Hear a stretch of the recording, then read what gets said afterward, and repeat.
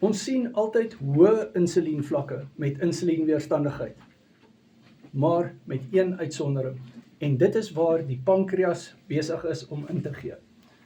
So as iemand hoë glikosevlakke het en sy insulienvlakke daal, is dit nie 'n goeie teken nie, want dit beteken sy pankreas is besig om op te pak. Doen karnivoor voordat jy hierdie plek bereik. Baie diabetes bereik daai plek en dan begin hulle insulien spuit. Dis tog mos nou nie die antwoord nie.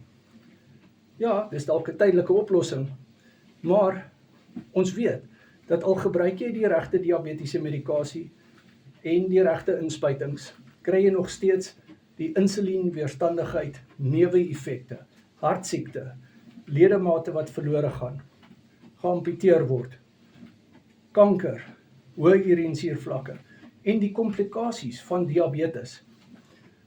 So as jou pankreas nog werk, dan kan jy jou pankreas weer gesond kry.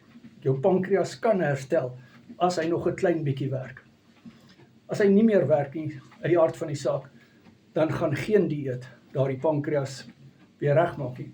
Maar die karnivoor dieet kan nog steeds gedoen word sodat jy minder insulien dan spuit as tipe 1 diabetes. Ons het die diabetiese bootcamp gedoen. WhatsApp my nommer is in die bio. Hierdie bootcamp is tot jou beskikking, jy kan dit bestel.